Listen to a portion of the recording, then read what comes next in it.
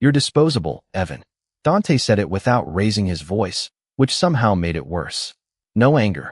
No hesitation.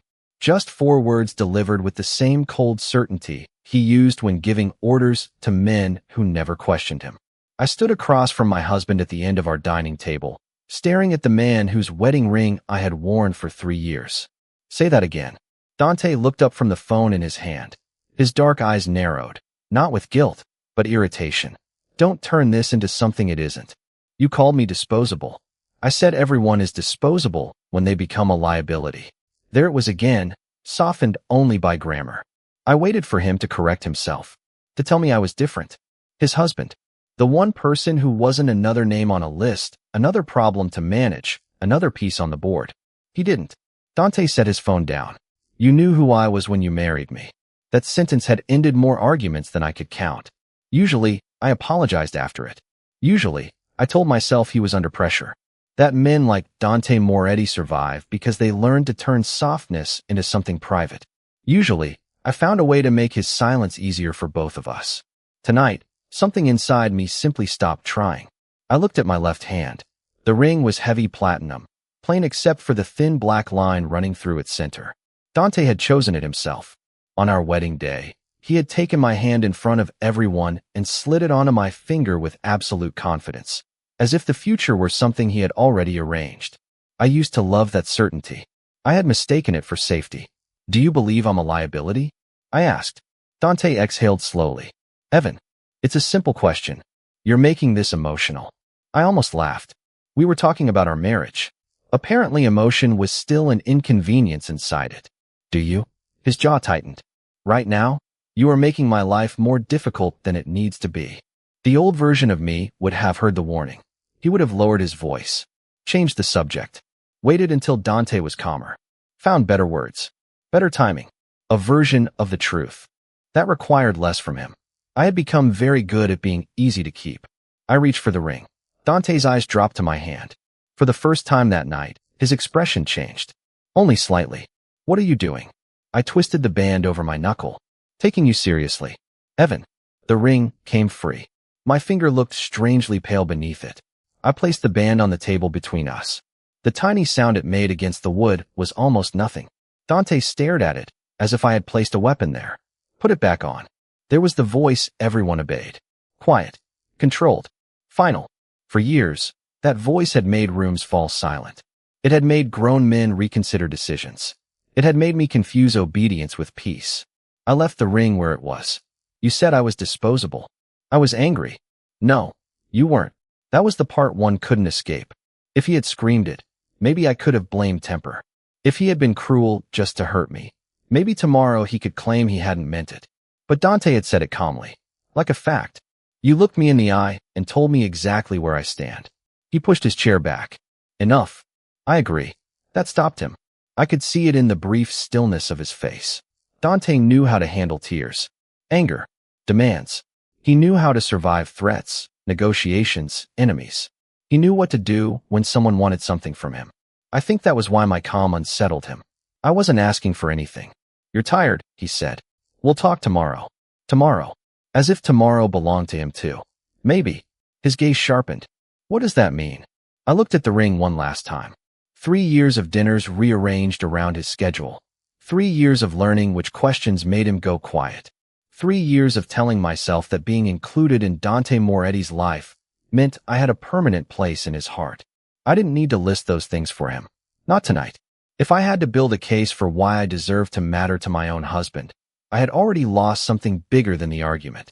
It means I heard you. I walked toward the doorway. Evan. I stopped but didn't turn around. Put the ring on and come back here. A few hours earlier, I probably would have. That realization hurt more than his insult. Good night, Dante. You're being dramatic. I finally looked back. He was still standing beside the table, the ring between us, his face composed again. He thought he understood what was happening. He thought I needed time to cool down. He thought I would sleep in another room, wake up embarrassed, and eventually return to the familiar work of keeping our marriage comfortable for him. Most of all, Dante Moretti looked absolutely certain that I would still be there in the morning. And for the first time since I married him, I wasn't sure I wanted him to be right. By 6 the next morning, I was gone. Not dramatically. I didn't slam doors or leave a note on the pillow. I packed one suitcase, took the documents that belonged to me, and left the rest exactly where it was. 3 years of my life reduced to what I could carry without needing Dante's help. The house was quiet when I walked through it for the last time. Too quiet for a place that had always seemed full of people moving on his schedule. Security at the front gate knew me. Of course they did. I had lived there long enough to become part of the system. "Mr. Hale?" one of the guards asked when he saw the suitcase. His eyes flicked toward the house. "Do you need a car?" "No." "Should I call Mr. Moretti?" My hand tightened around the suitcase handle. That was the question, wasn't it? Did leaving still require Dante's permission? "No," I said. "You shouldn't." The guard hesitated only a second before opening the gate. I stepped through before I could change my mind. The morning air felt colder on the other side. For the first few blocks, every sound made me look back. Not because I expected someone to drag me home. Dante didn't need theatrics. His power usually worked more quietly than that. A phone call. A car waiting where you hadn't asked for one. A problem solved before you decided whether you wanted his help. That had once felt like care. Standing on the sidewalk with one suitcase and no ring, it felt different. I turned off my phone before I reached the subway. Then I stood there staring at the black screen. My entire adult life with Dante had trained me to be reachable. If dinner changed, he called. If an event moved, someone called. If I was 10 minutes late, someone knew where I was. I had told myself that was what being married to a man like him meant. Maybe it had been, but that didn't mean I had to keep participating in it. I removed the SIM card and slipped it into the side pocket of my bag. The motion was small. My hand still shook afterward. Freedom, I discovered, did not feel brave at first. It felt like making a series of ordinary decisions without knowing whether you were allowed to make them. I took the train across the city and checked into a modest extended-stay hotel under my own name. No aliases. No secret plan. I wasn't trying to become impossible to find forever. I needed one thing Dante had never understood I might ask for. Space he had not arranged for me. The room was narrow, clean, and completely impersonal. One bed, one chair, a window facing another building. I set my suitcase down and sat on the edge of the mattress. For several minutes, I did nothing. No staff waiting outside. No schedule on the counter. No one asking whether Mr. Moretti had approved a change. Relief arrived first, sharp enough to almost feel like happiness. Then fear followed it. I had spent years inside a life where every practical problem could be handed to someone else. Now I had to decide what came next with no system beneath me. I opened my banking app. The first account on the screen was the joint one Dante had created after our wedding. I stared at the balance and closed it without touching a cent. Then I checked the smaller account I had kept from before we married. Enough to live on for a while if I was careful. Not forever. But forever wasn't the decision I needed to make that morning. I only needed to prove to myself that leaving one room did not require walking directly into another one Dante owned. Across town, Dante apparently discovered the empty bedroom at 7:12. I learned that later from the timestamp on the first voicemail he managed to leave through the account connected to my old number. "Evan, call me." Nothing else. At 7:26, another appeared. "This has gone far enough." I listened to that one twice, not because I missed him, but because the sentence told me exactly where his mind still was. He thought my leaving was an extension of the argument, a behavior to correct. At 8:11, his tone changed. "Where are you?" Not softer, just less certain. By 9, there were messages routed through email, through the hotel chain account I had forgotten was connected to an address Dante knew, through a mutual household contact who wrote only, "Dante is asking whether you're safe." I didn't reply. I wasn't trying to punish him with silence. That distinction mattered to me, even if it didn't matter to Dante yet. If I answered too soon, I knew exactly what would happen. He would make the conversation practical. Send a car. Arrange another place. Tell me to come home so we could discuss it properly. Dante knew how to solve logistics. I needed him to experience a problem logistics could not solve. By late morning, I finally turned on a cheap prepaid phone I had bought near the station. No one had the number. The silence startled me. I stood by the window and looked at my bare left hand reflected faintly in the glass. For 3 years, the ring had been there so consistently that my fingers still seemed shaped around its absence. I expected to feel devastated. Instead, I felt uncertain. And beneath that uncertainty was something I hadn't felt in a long time. Room. Room to be angry without worrying whether it made dinner uncomfortable. Room to change my mind without asking what it would cost Dante. Room to discover whether I had been staying because I wanted the marriage, or because staying had become easier than imagining myself outside it. At noon, Dante sent one final message through email. This one was different. No command. No accusation. Just 5 words.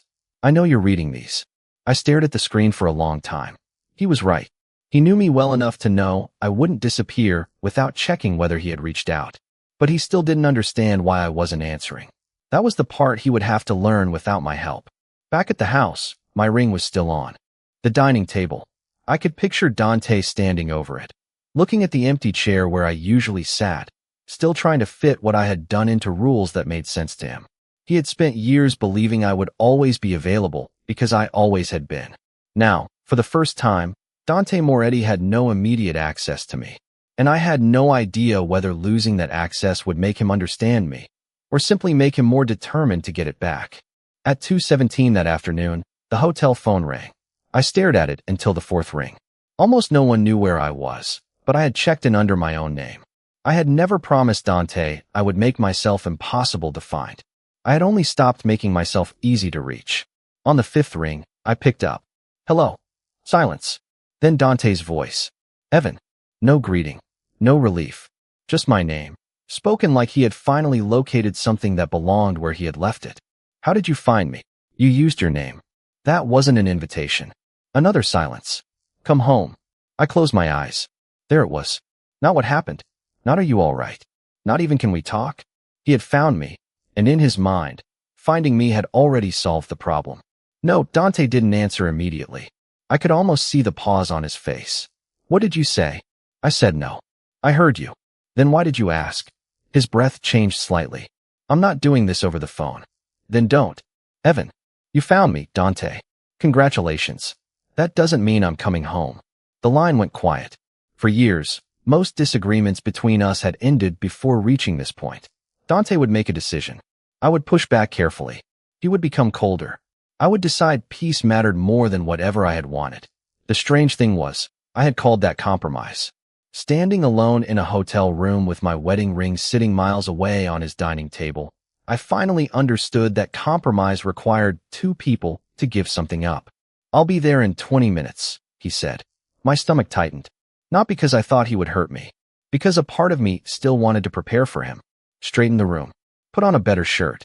Find the version of myself that could keep him calm. I looked at the unmade bed and forced myself to leave it exactly as it was. If you come here without me asking you to, I said, I won't meet with you. You're my husband. That isn't permission. He went silent again. This time I let him. I need to see you. It was the first thing he had said that sounded less like an order. Why? Because you left. That explains why you want to see me. It doesn't explain why I should see you. What do you want from me? I looked down at my bare hand. Yesterday, I would have had an answer ready. An apology. Reassurance. Maybe one sentence proving he understood what he had done. But those answers suddenly felt too small. I don't know yet. Then come home and figure it out there. I almost smiled. Even his attempt at negotiation ended with me back where he wanted me. No, his voice hardened. You can't disappear every time we have an argument. I didn't disappear because we had an argument. Then why? That question nearly pulled an answer out of me. I wanted to tell him. I wanted to explain that the word disposable had not created the problem. It had named something I had spent years refusing to look at. But if I explained everything now, Dante would do what he always did. He would focus on the problem I gave him, find the most efficient response, and call it fixed. I wasn't even sure I understood the whole problem yet. I need time, I said. How much? I don't know. Where are you going after the hotel? I'm not telling you. Evan. There was warning in my name again. My pulse jumped automatically. Then something else happened. I noticed the reaction instead of obeying it. That, I said quietly. What? That voice. Like the answer changes because you don't like it. I'm trying to make sure you're safe. I'm safe. I have no way to know that. You called my room. You know exactly where I am. He had no response to that. For a moment, neither did I. Because suddenly the conversation was no longer about whether Dante could find me. He had. Easily. The real question was what he believed finding me entitled him to do next. A knock sounded. At my door. My whole body went still. Dante said my name through the phone at the same moment. What? Someone's at the door. His voice changed instantly. Don't open it. I almost laughed at the reflex. Dante, Evan, wait. I walked to the door and checked the peephole. A hotel employee stood outside, holding a small paper bag. It's room service. Silence. I didn't order anything. I did. I stared at the door. Why? You left before breakfast. Such a simple answer. For one dangerous second, it touched the part of me that still knew exactly how Dante took his coffee, the part that remembered him placing a glass of water beside my bed without waking me, the part that had spent years collecting quiet gestures and using them as evidence that the things he never said were still there. Send it back, I said. It's food, Evan. I know. Then eat. You still don't understand. Apparently not. His frustration was quieter now. So explain it to me. I opened the door, told the employee politely that I couldn't accept the delivery, and watched him carry the bag back toward the elevator. Then I closed the door. You didn't ask whether I wanted breakfast. You hadn't eaten. That's not the point. Then what is the point? I leaned against the door. You found where I was. You decided what I needed. You sent it. And now you're confused because I didn't accept it. Dante said nothing. You think taking care of me means making the right decision before I get the chance to make one. I was trying to help you. I know. That was the discovery that hurt. It would have been easier if he had been cruel. Easier if every controlling thing he did came from some obvious desire to dominate me.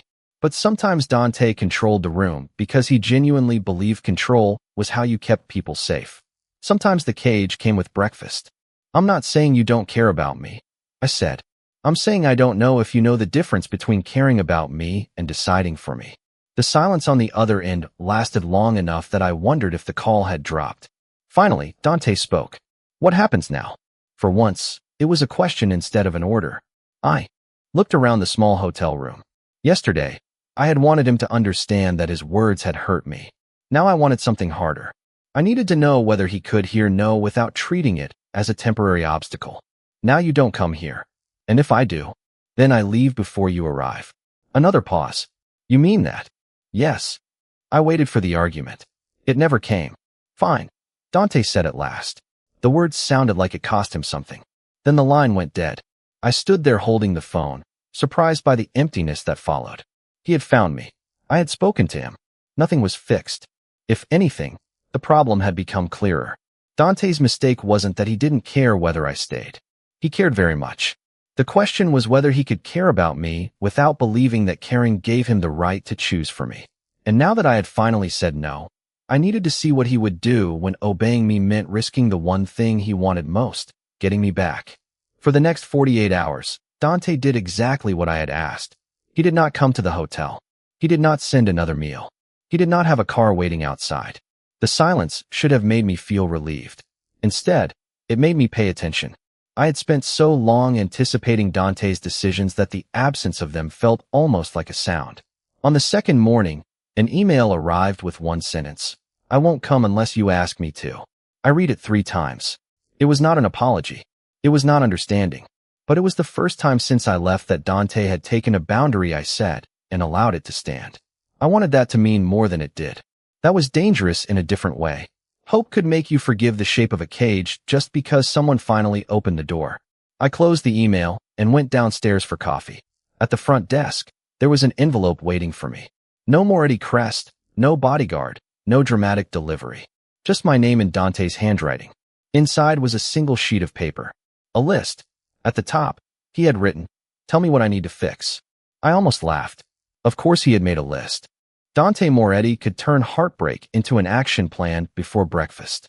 Underneath were things he apparently believed had caused me to leave. The argument, his temper, the way he spoke to me in front of staff, how often work interrupted dinner, the fact that he sometimes made decisions without discussing them first. Every item was technically true. None of them felt large enough. I sat in the corner of the hotel lobby and stared at the page until the words blurred. He thought our marriage was a collection of bad habits. Correct the habits, restore the system. It was such a Dante solution that I could almost feel affection trying to rise inside me. Then I reached the final line. I can change these. Come home and let me prove it. There it was. The old objective wearing softer clothes. I folded the paper and put it back in the envelope. That afternoon, I called him. I got your list. His answer came too quickly. Good. It's not the answer. Silence. What's missing, he asked. You're still treating this like I left because you forgot enough anniversaries or interrupted enough dinners. You said I decide things for you. I wrote that down. That's not the same as understanding it. His voice tightened. Then help me understand. I walked toward the window. Do you remember when I stopped going to the gallery openings? Another pause. You said you were tired of them. I said they were inconvenient. Because they were always scheduled during my dinners. Exactly. He didn't speak. I continued before I could lose my nerve. Do you remember when I stopped seeing Daniel and Priya on Thursdays? Your friends moved. 6 months later. I stopped before that because your schedule changed, and Thursday became the only evening you were usually home.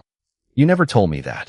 You never asked why everything in my life kept becoming easier for your schedule. The line went quiet. I wasn't trying to build a prosecution. That was the last thing I wanted. But once I started looking at the marriage from outside it, I saw something I had never been able to see while living inside Dante's routines. There had been no single moment when he demanded I make myself smaller. He almost never had to. His life arrived with weight. Meetings changed. Security changed. Dinner changed. Travel changed. I adjusted. Then I adjusted again. Eventually, everyone, including me, started calling that my personality. Easygoing. Flexible. Low maintenance. The apartment in Boston, I said. What about it? When you sold it? We weren't using it. I was. His breathing stopped for half a beat. You said you hated being there alone. I said I hated that you were never there. You heard the part that made the solution easiest. Evan, I'm not saying you were trying to erase me. That mattered. I needed the truth to be accurate, not dramatic. I'm saying you kept making choices around the assumption that if something worked for you, I would adapt. And I did. So often that eventually neither of us noticed I was doing it. Dante stayed quiet for so long I checked the screen. The call was still connected. Why didn't you tell me? He finally asked. The question hurt because it was fair enough to deserve an answer. Sometimes I did. Not like this. No. I leaned my forehead against the cool glass. Because every time I brought you a problem, you solved it. Fast. Efficiently. Usually generously. And after a while, I stopped asking whether your solution was what I wanted. I was just grateful you cared enough to solve something. I did care. I know. That was what made all of this harder. If Dante had never cared, leaving would have been simple. But caring about me and knowing me aren't the same thing. Another silence. Then, very quietly, he said, I thought you were happy. For the first time since I left, I believed him completely. I know you did. He sounded almost angry when he asked, was any of it real? Don't do that. It's a question. It's the wrong one. I took a breath. I loved you. I still don't know what to do with that. But you're asking whether the marriage was fake because I wasn't happy with parts of it. I'm asking why the only version of our marriage you recognize is the one where I kept adjusting. Dante had no answer. And in that silence, something shifted. Until then, he had been trying to recover a marriage he believed had broken in one ugly conversation. Now that marriage no longer existed even in his own explanation. The word disposable had not destroyed something perfect. It had forced me to stop pretending that staying was proof everything worked. So what do I do? Dante asked. There was no command in his voice this time. No plan either. I don't know. You keep saying that. Because I'm finally allowed not to know. He exhaled slowly. I can fix this. The certainty returned just enough to make my chest tighten. Not because I doubted that Dante could change habits. He could move meetings, sell houses, cancel dinners, rewrite schedules overnight. He could rebuild almost anything once he knew what was broken. That was exactly what frightened me. Maybe, I said. But before you fix anything, I think you need to figure out what you're actually trying to get back. He went silent. For 2 days, I had wondered whether Dante understood why I left. Now I had my answer. He was finally beginning to understand the marriage he had lost. I just wasn't sure he understood why he wanted it restored. The next morning, Dante asked if I would meet him somewhere neutral. Not the house. Not one of his restaurants. Not an office guarded by men who called him sir before he spoke.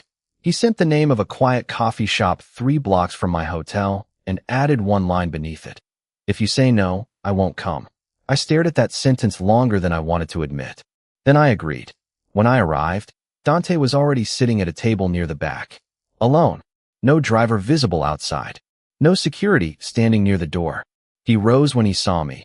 then stopped himself halfway through stepping forward. Thank you for coming. I sat across from him. You wanted to talk. I wanted to listen. That sounded promising. Maybe too promising.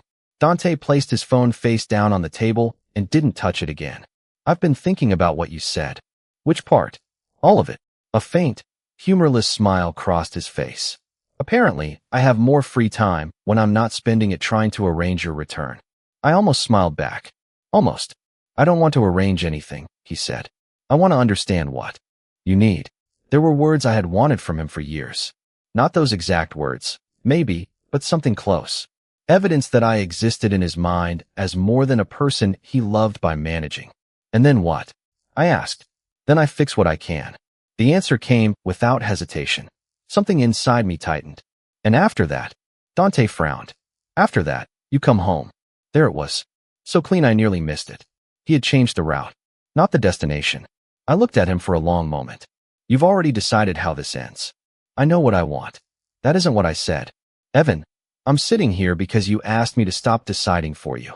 And you're doing that, so I'll eventually make the decision you want. His jaw flexed. Is wanting my husband back now a crime? No. Then what exactly am I doing wrong? His frustration was real, and so was mine. But beneath both of them was something clearer than anger. A contradiction I had not fully understood until that moment. Dante had listened. He had changed his behavior. He had even respected the boundary I set. But in his head, those things were still steps in a process designed to produce one acceptable result. Me returning. Why do you want me back? I asked.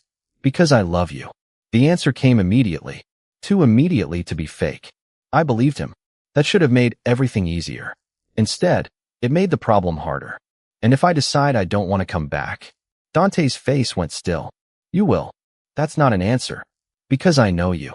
Do you? The question landed harder than I intended. He looked away for the first time. You love me. Yes. You miss me. Yes. You left angry. I left because something in our marriage had become impossible for me to ignore. He leaned forward slightly. And I am changing it. You're changing things. What's the difference? The difference is whether you're doing it because you understand me or because you're trying to get the outcome you want. His expression hardened. Those things can exist at the same time. I know. That was the part one had finally understood. Dante could love me. He could miss me. He could regret hurting me.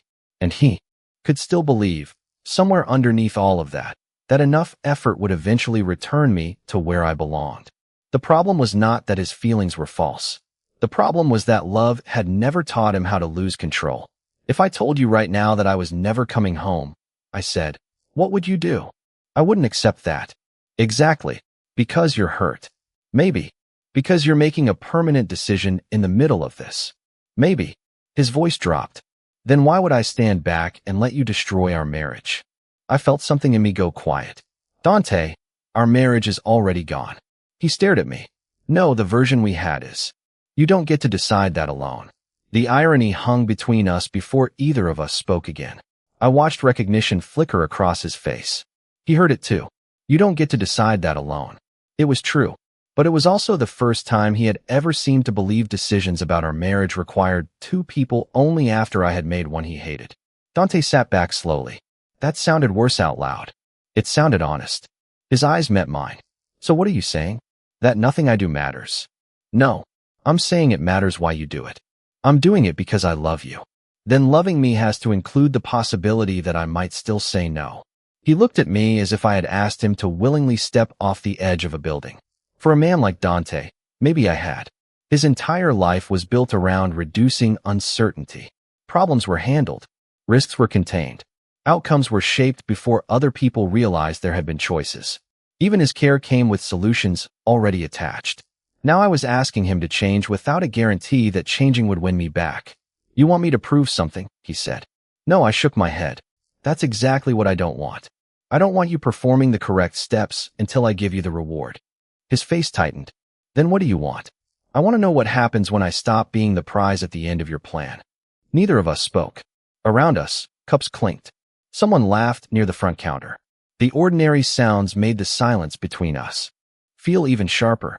Finally, Dante asked, are you saying you don't love me anymore? No, his eyes lifted. I'm saying love isn't the question I'm asking anymore. That hurt him. I saw it. And some old part of me immediately wanted to soften the sentence. Explain it better. Make sure he understood I wasn't rejecting every good thing between us. I let the discomfort remain. Then what is the question? He asked. I looked at the man I had loved long enough to shape my life around him. The man who had finally begun listening, yet still seemed to believe listening should eventually earn him my return. Whether you can love me without deciding what my answer has to be. Dante said nothing. For the first time since I vanished, he looked less like a man figuring out how to get his husband back, and more like a man realizing that getting me back might not be the test at all. And when I left the coffee shop, he did not follow me. That should have felt like proof. Instead, it left me with a harder question. Was Dante finally learning how to let me choose? Or was he simply learning a more patient way to make me choose him?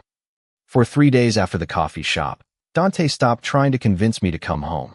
That was how I knew the conversation had changed something. Before, every message had pointed toward the same destination. Come back. Let me fix this.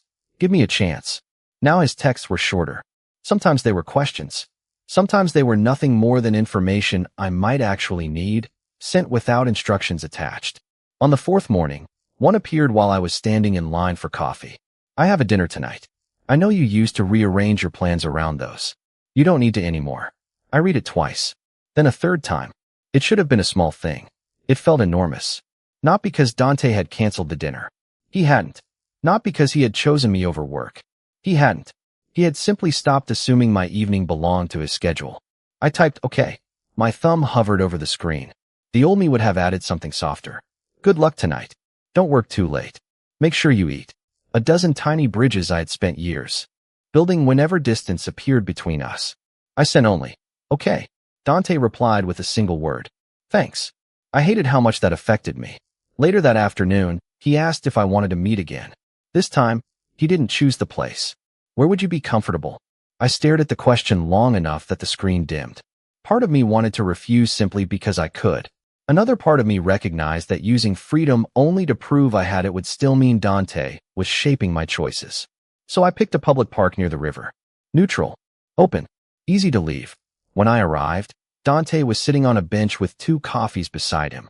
I stopped several feet away. His eyes flicked to the 2nd cup, then back to me. I remembered what happened with breakfast, he said. So I didn't order yours. I looked down. 1 cup was sealed. The other space beside him was empty. Then what's that? Mine. I almost laughed. You brought 2 cup holders for 1 coffee? Apparently I'm still learning. Something in my chest loosened. Not forgiveness. Not trust. Just the first hint that maybe change did not always need to arrive as a grand gesture. I bought my own drink from a cart nearby and sat at the opposite end of the bench. Dante did not move closer. You said you didn't want me performing the right steps until you gave me what I wanted, he said. I've been thinking about that. And I don't know how to do this without wanting something. You're allowed to want me back. He looked at me. That sounds different from what you said before. It isn't. Wanting something isn't the problem. Deciding I owe it to you is. Dante looked down at his coffee.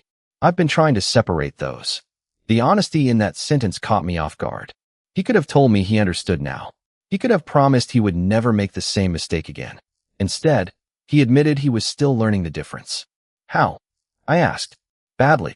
That pulled a quiet laugh out of me before I could stop it.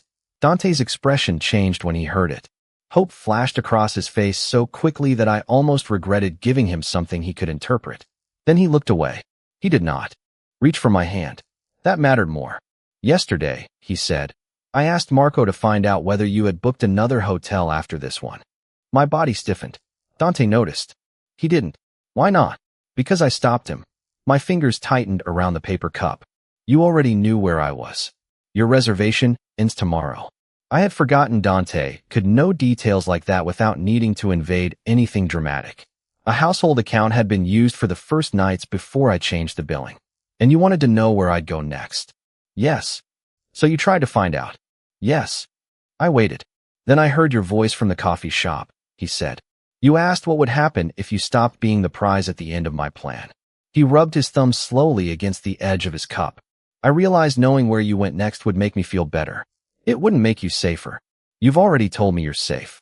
I looked at him. So you canceled it? Yes. And you don't know where I'm going tomorrow? Dante's jaw tightened. No, there it was. The discomfort. Not hidden. Not conquered. simply endured.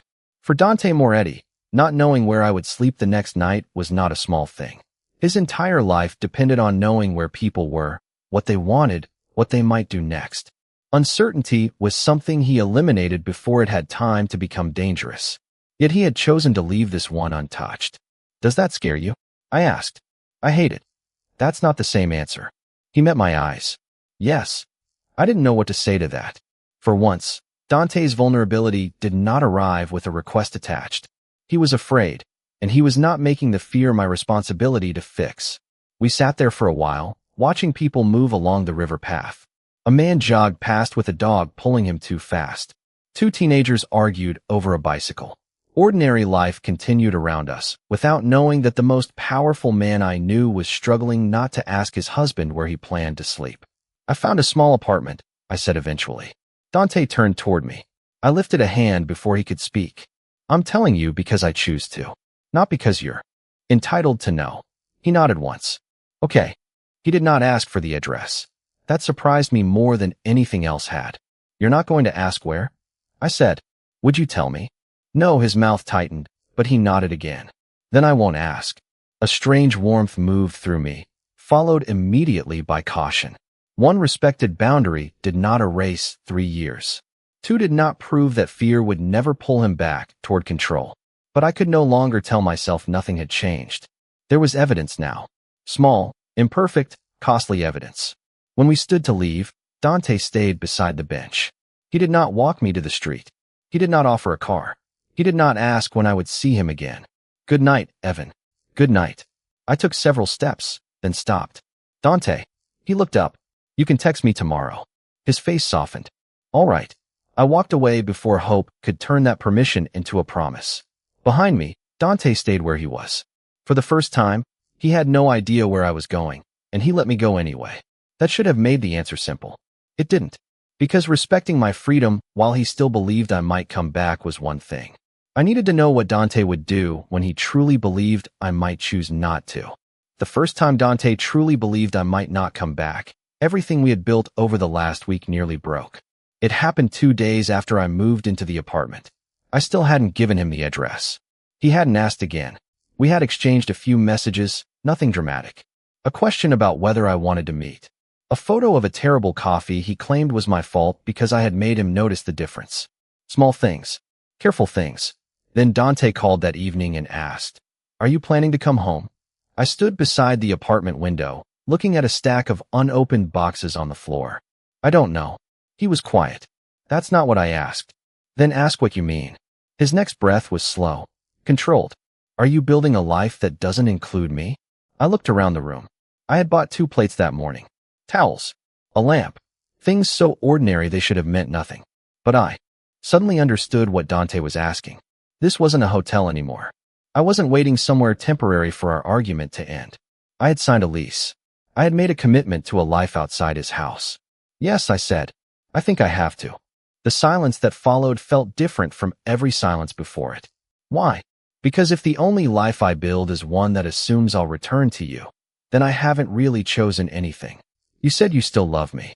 I do. Then why are you preparing to leave permanently? There was fear underneath the question, but this time it came sharpened by something familiar. Pressure. Because loving you and returning to our marriage aren't the same decision. We've been through this. No. We've talked about it. Now I'm living it. His voice hardened. So that's it. I give you space. I respect every boundary you set. And while I'm doing that, you build a new life and decide whether I'm allowed into it. The words hit me because part of them was fair. Dante had changed his behavior. He had done things that cost him. And now he was discovering the part one had warned him about from the beginning. Change did not purchase an outcome. Yes, I said quietly. That's exactly what I'm doing. Do you hear yourself? I do. And you think that's reasonable? I think it's the first time I've made a major decision without organizing it around what keeps you comfortable. He went silent. I could have stopped there. Instead, I made the choice that turned the conversation into something neither of us could postpone. My lease is for a year. Dante inhaled sharply. A year. Yes. Cancel it. The words came instantly. We both froze. There it was. Not the Dante from the park. Not the man who had sat with uncertainty and let me walk away. The old reflex had returned the moment uncertainty became loss. Dante, I'll cover whatever penalty there is. Listen to yourself. You don't need an apartment for a year. You don't get to decide what I need. You are my husband. And there it is again. Because it matters. His voice rose for the first time since I left. You keep talking like our marriage is some arrangement you can dismantle one piece at a time while I'm supposed to stand here and prove I can tolerate it. I never asked you to tolerate it. What would you call this? A consequence. Silence. The word landed between us. I didn't enjoy saying it. This wasn't revenge. I didn't want Dante punished. But returning the ring had not been a performance designed to scare him into treating me better. Leaving had changed my life. Signing the lease had changed it again. Those choices had consequences even if we eventually found our way back to each other. You called me disposable, I said. I believed you long enough to realize how much of myself I had made disposable first. His voice dropped. I told you I was wrong, and I believe you regret saying it. But this stopped being about that sentence a while ago. Then what do you want me to do? Right now? Nothing. Nothing. He said it like the word offended him. Yes. While you decide whether I still have a marriage? While I decide what kind of life I can live without disappearing inside it. And what am I supposed to do with that? There was the question. Not what could he fix? Not what could he buy or arrange or promise? What could he do when there was no action guaranteed to save him from the answer? I don't know, I said. That's yours to figure out. His breathing changed. Give me the address. My chest tightened. No, Evan. Don't. I'm not going to force you home. Then you don't need it. I need to know where my husband is. You know I'm safe. That isn't enough. It has to be. Why? The question came out raw. Why does it have to be enough for me? For 1 second, I almost told him. The address was on the lease beside me. 6 words and a number could have taken the fear out of his voice. That was what I had always done. Dante became uncomfortable. I gave something up until the discomfort stopped. My wound had never only been that I feared being disposable. It was that I had learned to prove my value by making myself useful, available, easy. I looked at the lease. Because if I give you something I don't want to give just to make your fear easier, I said, then nothing has actually changed. He didn't answer. Dante, I heard you. But the warmth from the park was gone. And I hate this. I know. I hate not knowing where you are. I hate that you signed a lease without telling me. I hate that every time I do what you ask, it feels like I'm helping you learn how to live without me. His honesty hurt more than anger would have. Maybe that's why this matters. What does that mean? If the only version of your change that works is the version where you're confident I'll return, then it isn't the answer we're looking for. Dante went completely silent. When he finally spoke, his voice was cold again. I can't do this tonight. Okay. He ended the call. I stared at the phone, my heart pounding. For the first time since I left, I wondered whether I had mistaken restraint for transformation. Then, 20 minutes later, my phone lit up with a message from Dante. I'm sorry I told you to cancel the lease. Another appeared. I'm not asking for the address again. I sat down slowly. A third message came several minutes later. But I need you to understand something. I don't know yet if I can become the man you need without hoping it brings you back. I read that sentence until the screen went dark. It was not the answer I wanted. But it might have been the most honest thing Dante had said to me. We had reached the point where neither of us could pretend this was about an insult, a ring, or a few bad habits anymore. I had built a door he could not order open. He had reached the edge of what fear made him want to control. And whatever happened next would depend on what Dante chose when loving me no longer came with any promise that I would choose him back. The next morning, I called Dante before I could talk myself out of it. I need to see you. He was quiet for half a second. Where? A week ago. He would have chosen the place before I finished the sentence. The park by the river. Same bench. What time? 6. I'll be there. No questions. No attempt to turn my request into his plan. I ended the call and spent the rest of the day knowing exactly what I had to say and wishing I didn't. At 6, Dante was already waiting. He stood when I approached, but he stayed beside the bench. No coffee this time. No gift. Nothing arranged between us to make the conversation easier. You wanted to talk, he said. Yes. I remained standing. I signed that lease because I'm not coming back to the house. Pain crossed his face, but he didn't interrupt. Not next week. Not after you apologize again. Not after we have one good conversation and decide everything is fixed. I'm not going back to the marriage we had. Dante looked toward the river. I understand. Do you? I'm trying to. That isn't enough tonight. His eyes returned to mine. For once, I didn't soften what I needed because I could see it hurting him. You said you don't know whether you can change without hoping I come back. That's true. Then I need to know what happens if I don't. His jaw tightened. Evan, no. Don't tell me what you hope. Don't tell me you love me. I know you do. That surprised him. That isn't the question anymore. The wind moved through the trees behind us. Dante's hands were at his sides, empty. What is the question? He asked. If I tell you that I may never come home, will you still respect the life I'm building? He looked at me for a long time. Will you let me keep my address private? I continued. Will you stop your people if they can find it? Will you let me make decisions you hate without trying to remove the choice from me? And if, after all of this, I decide I don't want to be your husband anymore, will you let that answer belong to me? His face changed at the last sentence. Not anger. Something more exposed. You're asking me to agree to lose you. I'm asking whether loving me only works when you can prevent that. Dante looked away. I could see the fight happening in him without hearing a word.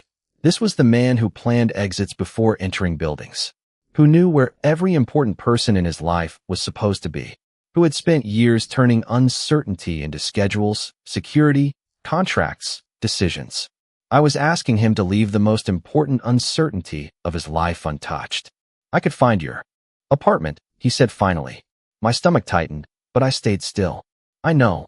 Probably in less than an hour. I know. His voice dropped. I haven't. I waited. And I won't. Something in my chest moved, but I didn't let relief answer for me. Dante continued. I'll tell everyone who works for me that your location is not to be searched for unless you ask for help or there is an actual emergency you initiate. He swallowed. I won't send anyone after you. I won't arrange your life around you without asking. I won't use being your husband as permission you didn't give me. And if I say no to us? That was the real test. Dante closed his eyes for a moment. When he opened them, the certainty I had once loved was gone. I had never seen him look less powerful. I had also never trusted anything he said more than what came next. Then I will hate it. His voice was rough. I will probably hate it for a very long time. He took a breath. But I will not make your no into a problem I'm entitled to solve. I felt tears burn behind my eyes.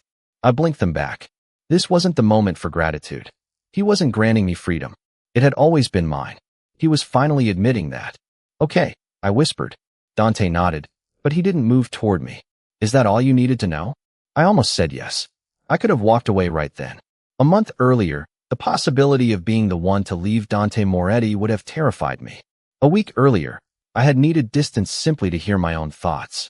Now the choice in front of me was different. I no longer had to prove I could survive without him. I knew I could. The harder question was whether choosing him again would mean losing myself again. I looked at Dante. No. Hope appeared in his face, and immediately I raised a hand. Don't decide what that means. He stopped. All right.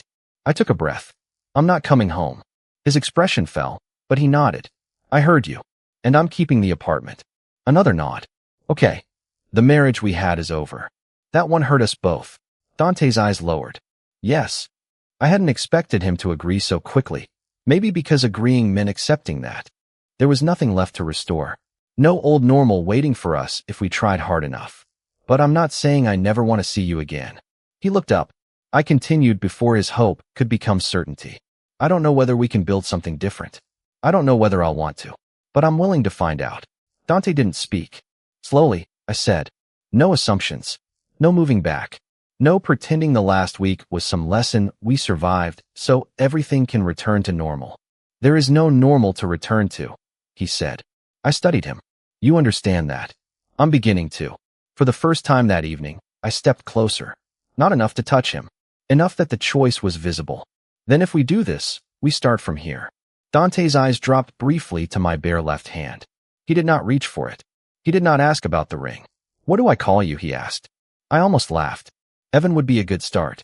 A small smile broke through the exhaustion on his face. All right, Evan. He waited. That was all. No command to stay. No request for my address. No demand for a promise. He simply waited until I chose what happened next. So I sat on the bench. After a moment, I looked at the empty space beside me. You can sit. Dante did. Not touching. Not claiming. Just there because I had invited him. For years, I had believed staying proved love. Then leaving taught me that I had a choice. Now, sitting beside him with my apartment key in my pocket and no ring on my hand, I understood something else. I could choose Dante without returning to the person I had been with him. The old marriage was over. Whatever came next would have to be chosen one permission, one boundary, one honest answer at a time. And for the first time, Dante Moretti had no guarantee I would choose him tomorrow. He stayed anyway. For the next few weeks, Dante did something I had never seen him do before. He let the future remain undecided. We met when I wanted to meet. Sometimes at the park. Sometimes for coffee. Once at a small restaurant I chose because Dante had never been there and couldn't possibly have arranged the table before I arrived. He asked, before sending a car. I usually said no. He stopped asking why. The first time I canceled dinner because I was tired, I waited for the familiar pressure to come through the phone. Instead, Dante replied, rest. We'll find another day. I stared at those words for a long time. No guilt. No reminder that he had moved things around for me. No invisible debt attached. Small changes would not have impressed anyone who knew Dante Moretti only by reputation. To me, they were enormous because they happened when there was nothing left for him to win immediately. I still lived in my apartment. My lease stayed in my name. Dante still did not know the address.